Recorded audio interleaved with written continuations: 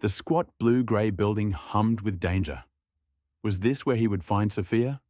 Whatever happened, Otis knew after tonight everything would change. Even in the barren wasteland of the old industrial district, the cement block warehouse stood out. Like an ancient mausoleum, the words "Ghost Ship" were painted in 6-foot-tall letters high across the front of the crumbling facade. An auto body shop and a cell phone store girded in steel bars shared the block, but the warehouse was a thing apart. It breathed, alive with a rumbling and heaving wheeze from deep inside its bowels. Multicolored lights strobed and blinked out of dusty second-floor windows, as if searching for its next prey. A side yard held the desiccated remains of past victims. 2 yellowed mobile homes cantered into each other, between broken appliances and skeletons of old furniture.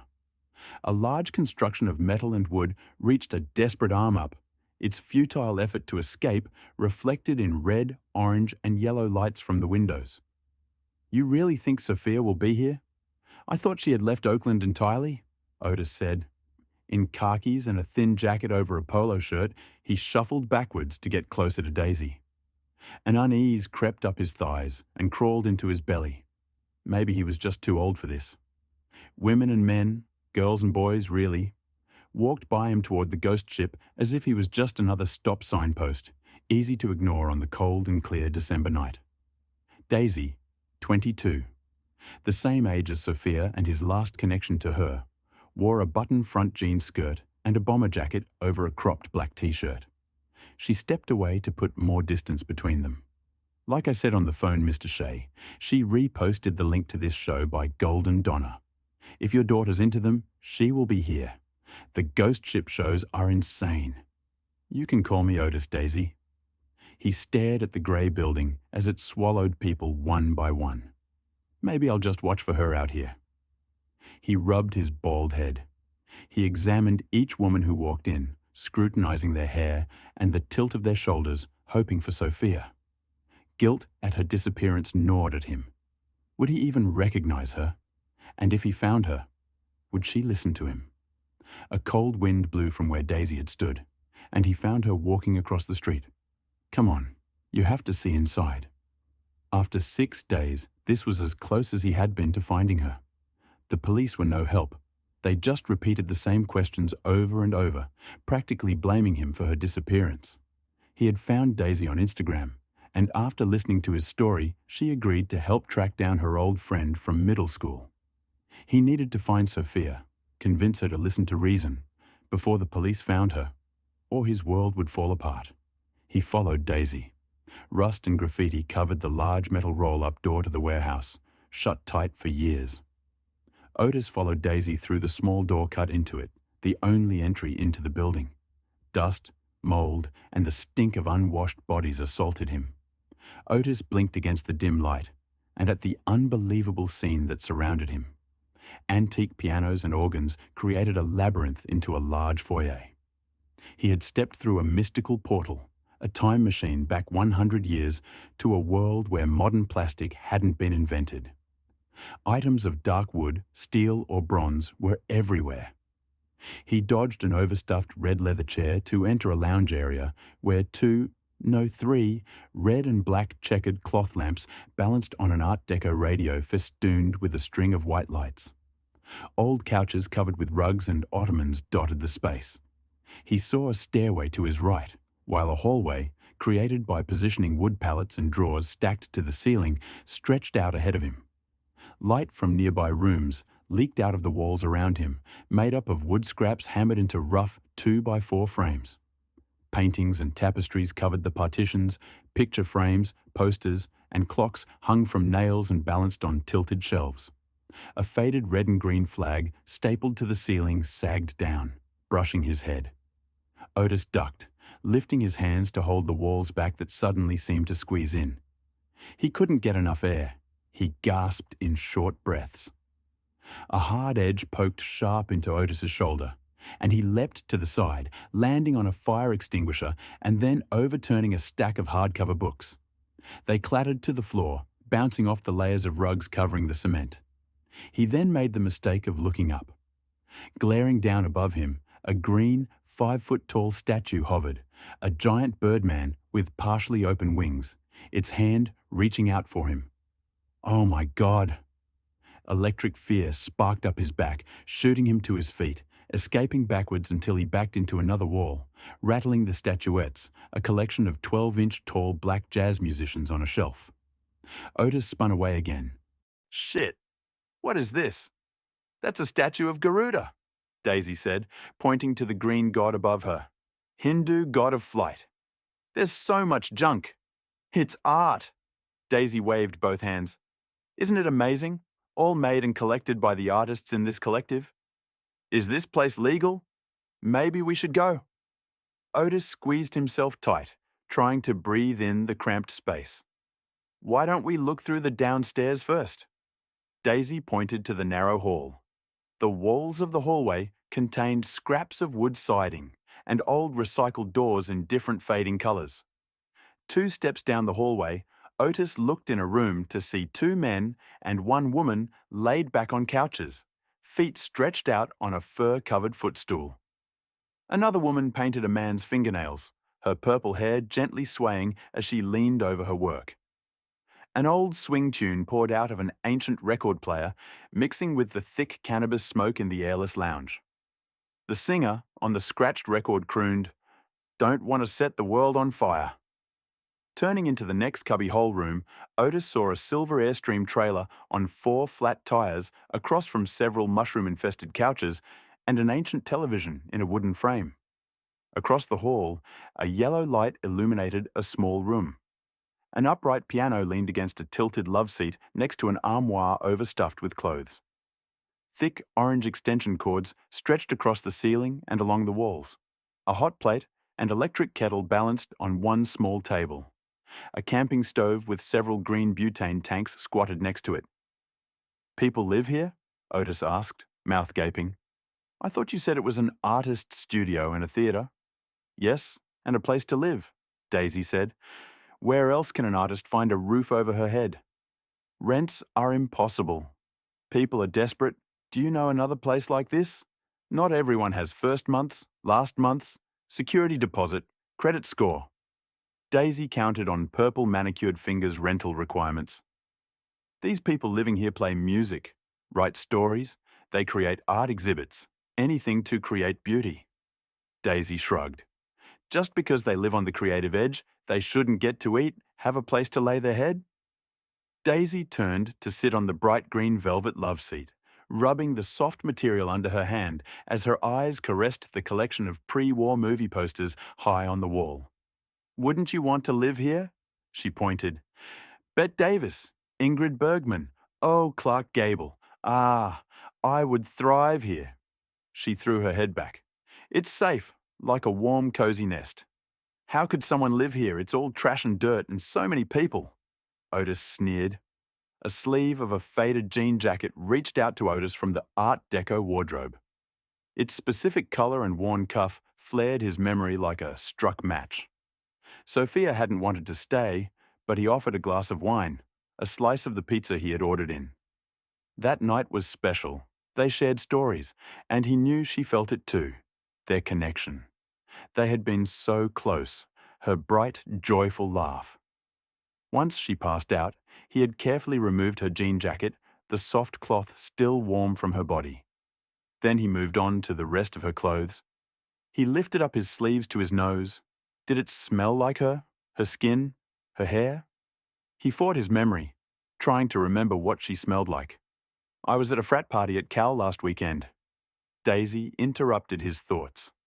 This place is way nicer than that cesspool. Less chance of getting drugged and raped too.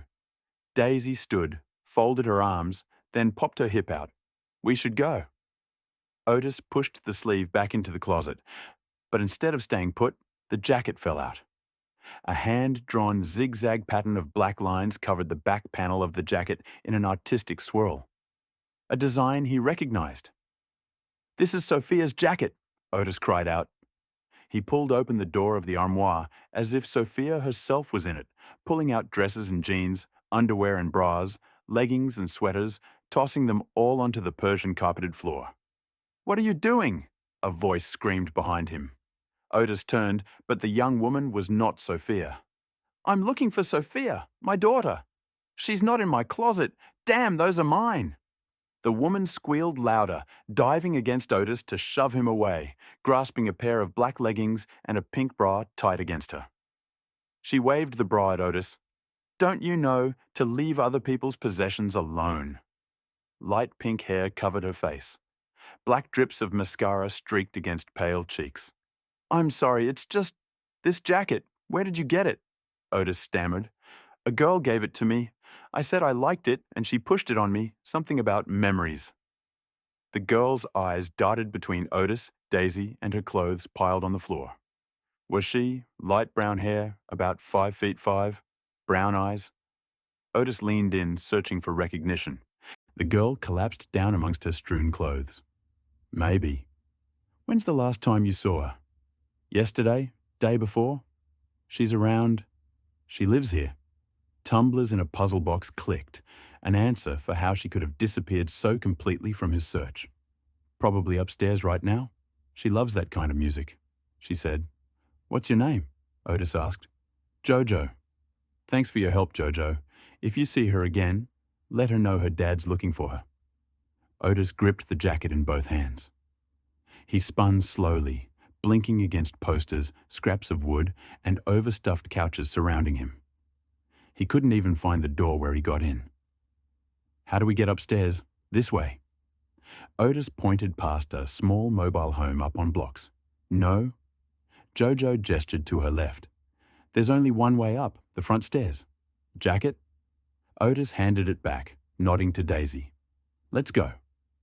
The lights flickered once, then twice. "What's that?" Daisy jerked up. "Happens all the time."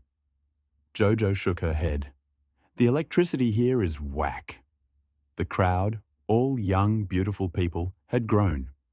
One by one they flowed in through the small door, filling the front lounge, spinning, pointing, and laughing at the art stapled, nailed or glued to every square inch. A queue formed to get up the stairs. The switchback, handmade steps, pieced together from wood scraps and packing pallets, shook so much Otis held up the line, waiting for them to clear before he felt safe walking up. Otis came up through a hole cut in the second floor. He peered through a doorway into another small apartment at the top of the stairs. A bright pink and green comforter, smiling dolls, and a pink stuffed cat sat on the lower level of a short bunk bed. "Kids live here," Otis pointed. Daisy shook her head. "I hope they ain't here now." They passed a tall stack of old box radios lined up along the wall before turning into the theatre space and a crush of humanity. 100 people or more danced and swirled in the multicolored lights, shaking the floor in the damp heat. The room stretched out to take up most of the top floor of the warehouse. At the far end, a nasal-voiced man wailed into a microphone over another smashing on a drum kit behind two women playing guitars.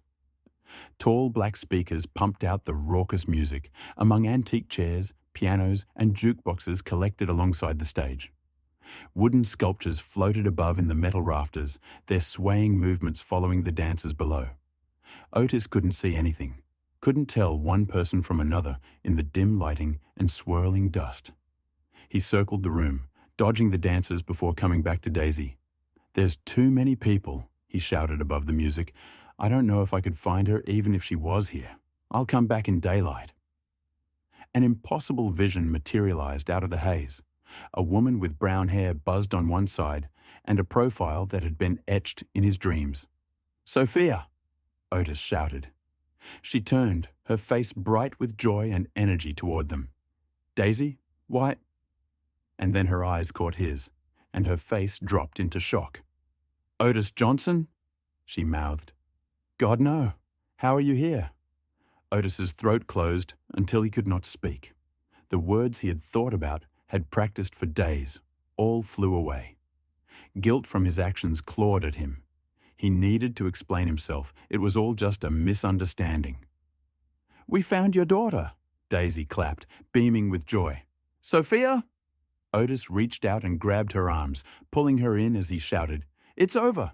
You need to go back home and tell the truth, not those made-up lies you told the police." Anger blazed inside him. Her words had ruined his life. He had made a mistake, but should he have to pay for it forever? She needed to listen to him, or else. Sophia shook her head. No, that date was the worst night of my life. Her jaw clenched. You... An odor touched the edge of his consciousness, but he tried to push past the noise, the bright lights, and now this smell assaulting his senses. What was Sophia trying to say? Otis twisted his head to put his ear near her mouth. A movement across the room caught his attention. A man pointed, shouting words he couldn't hear over the thunder from the speakers.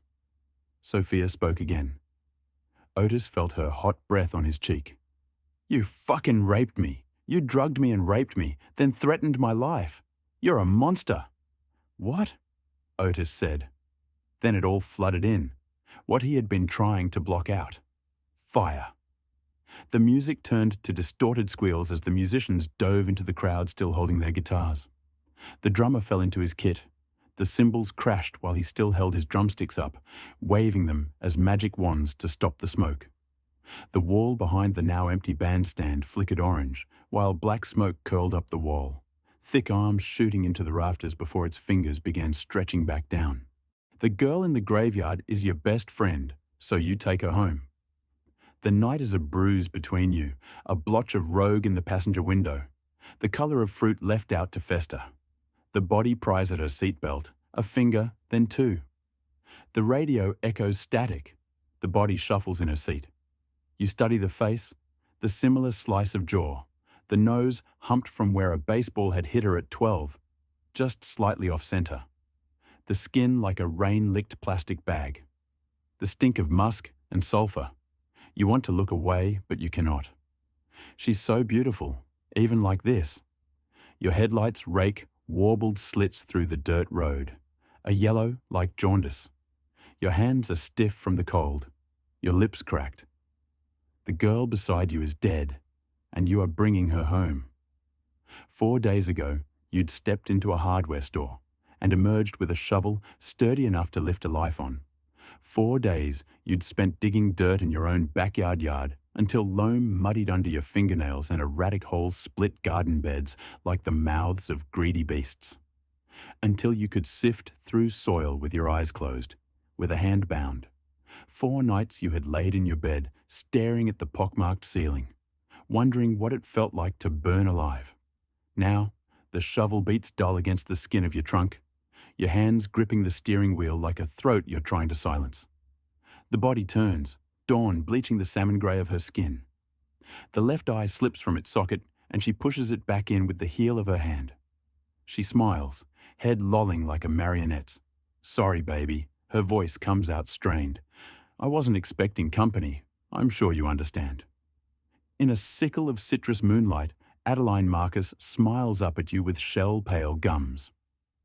Adeline Marcus died on the 31st of October and was buried a week later, the date on her gravestone a month shy of her 18th birthday. In the court, the boys would claim it was an accident, that they didn't know she was inside. For better or worse, you believe them. The fingers striking out matchboxes, the beer cans constellating the sidewalk. A prank gone too far, the wrong place, the wrong time. It doesn't have to be on purpose. She didn't have to be home. The coroner ruled it suffocation. But all you can imagine is flame like a stiff palm, striking over and over.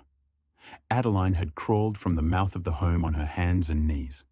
She was dead by the time she reached the pavement, her Sunday dress singed up to her knees. The dress you knew well enough. Either way, the boys were left with 25 to life, and the Marcuses were left with a dead daughter, a ring of ash like chalk on the pavement. You were left with a misplaced guilt, like hunger, a guilt like an Ouroboros, choking on the tail, swallowing the head, eating yourself alive and being unable to stop, even as it consumes you. Because this wasn't the sort of thing that happened to good people. You watch water curl down your shower drain, carrying with it mortuary makeup, kaleidoscopic insects and jasmine bubbles. Strings of dirt stretched out like sinew. The body's head rests on her knees, vertebrae needling through her back like a line of molars. The electric lights wash her green, dark veins rooted under brittle skin. She turns her face to the showerhead and picks at the powdery sediment under her fingernails. The shower floor is a mess of grit, and you think of a child scooping up the sand. You turn the heat up until it scalds and scrub mildew from the base of the shower door. You think, if you can only get everything clean, everything will be all right. She turns her head and looks at you through eyes obscured by glass paneling. She says, "It's not as bad as all that. I don't even think I felt a thing." But she says it through lips the color of spoiled plums, so the sentiment doesn't ring true. You lift threadbare towels from the bottoms of your linen closet. You walk 3 times around your block and return to a corpse sat on your sofa like she has nowhere better to be. There are ants in your sugar bowl. You try to remove them, lift their crystal-knotted bodies on the prong of a fork, but they slip between the gaps and you are left with a mess bigger than when you started. Tea-brown sludge bleeding from thoraxes and the stink of vinegar. There's a dead girl on your sofa, but let's focus on the ants in your sugar bowl. The way they thread through cysts of white like veins on a leaf, like the capillaries that run through the skin of your face. You make tea anyway. You add too much milk and sit cross-legged in front of the body. She stares at you. You stare back.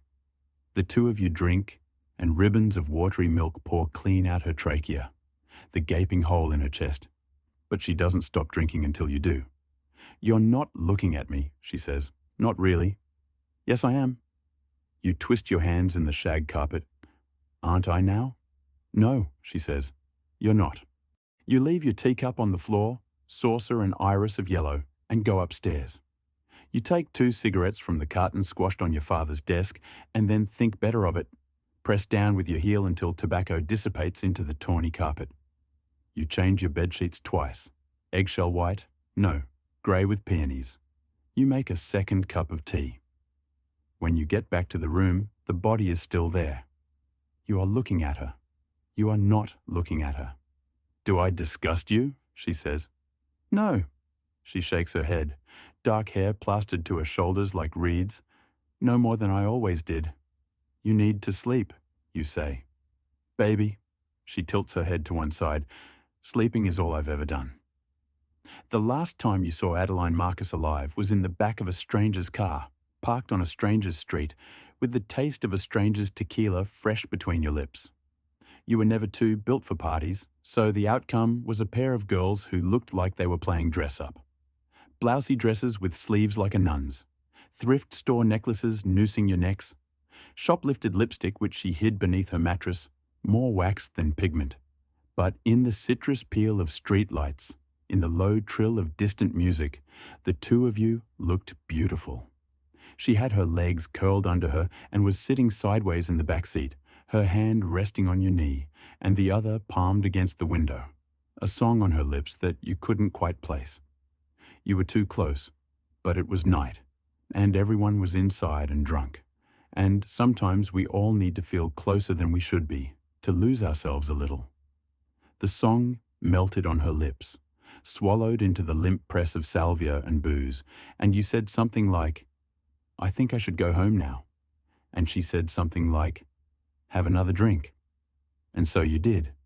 You let her pour the liquor into the flimsy mouths of red plastic cups and watched her swallow. She said, "You're so pretty." And you said, "I think you should stop." And she said, "Just let me say that one thing." And you wanted to say, "Stop fucking looking at me like that." And you wanted to say, "I want to crawl inside you and make a life for myself in the city of your mind." And you wanted to say, "Let's just be quiet. Let's just not talk. Let's just not ruin a good thing by telling the truth." Instead, you pushed open the passenger door, stumbled out onto the skin of vein blue sidewalk. "I'm going home now." The body lays with her back to your bed, hands worming in the floral sheets, chestnut hair spilling across her throat, past the ballpoint pen-marred bedposts, over the grey skin of her forehead. You are thinking about the silken mouth of a coffin. You are thinking of how she looked when you pulled her from the rose mouth of heaven. The radiator hums, a lace curtain bellies your open window. She rolls over onto her side, slots her hands together like pieces of a decaying jigsaw puzzle. You still can't even look at me. Her mouth moves too slowly, words like chewing gum. Why am I here, Bet? What's it for? There are pink crescent moons on the bed of your palms from the bite of your nails. She pulls her knees to her chest, and a bone cracks. She pulls her knees to her chest, and a molar tumbles from between her keyhole lips. You can only love me when I'm not here. You can only love me when there's nothing left to love. You press your cheek to the cool spread of linen beside her. You listen to the steady beat of your heart, the way you can feel it in your fingertips, entirely singular. Don't tell anyone, you say. Did you want it to die with me, Bet? She shifts and her hair falls against the nape of your neck. Were you glad it was silenced? Don't tell anyone. You say again. She sighs, lays herself back down so you're face to face. Crooked nose, eye pulling from its socket, the onset of grey-green decay wreathing her jaw, the smell of soil and rot and cicada-heavy nighttime. Who could I tell? She brushes your hand. I'm not really here. And suddenly you can imagine it is your fists splitting beer cans in two like overripe fruit. It is your fingers on the matchbox, your fingers striking out. But you both know the house would still be on fire, and you both know you'd leave alone. You take her hand. You put your face in the crook of her neck and beg forgiveness from a ghost. Someone followed me on my morning run.